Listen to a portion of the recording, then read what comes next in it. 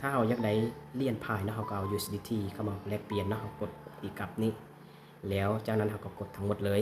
เนาะถ้าว่าเราอยากจะแลกเปลี่ยนเนาะซึ่งว่าจะได้อยู่9จุดปลาย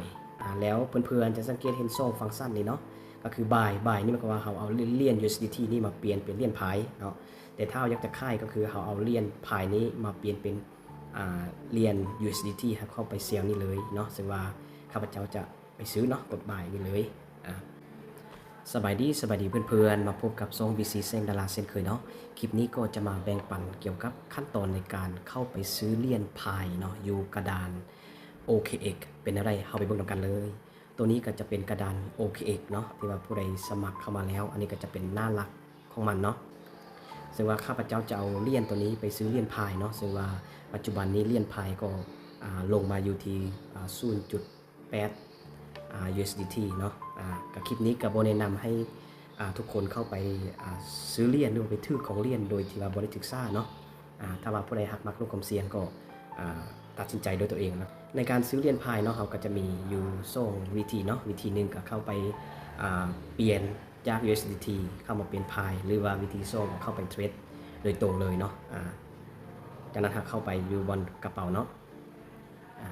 อยู่ในกระเป๋านี่ก็เหรียญจะมีอยู่8เนาะซึ่งว่าเราเข้าไปเหรียญพายเนาะซึ่งว่าเหรียญพายข้าพเจ้านี่บ่มีจักเหรียญเนาะกดเข้าไปเลยแล้ว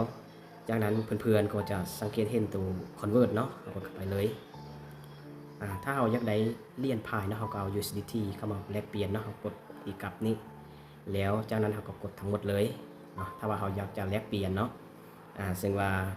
จะได้อยู่9จุดปลายพายเนาะซึ่งว่าปัจจุบันนี้มัน1พายจะเท่ากับ 0.88 เนาะ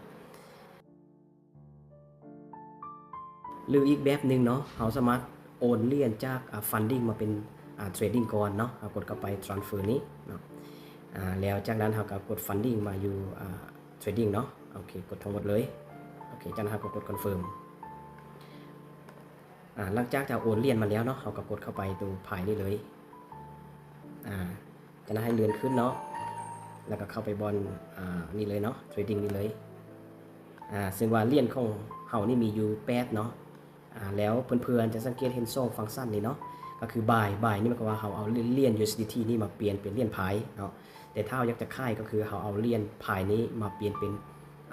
เหรียญ USDT เข้าไปเซลล์นี่เลยเนาะซึ่งว่าข้าพเจ้าจะไปซื้อเนาะกด buy นี่เลยจากนั้นก็เข้าไปดู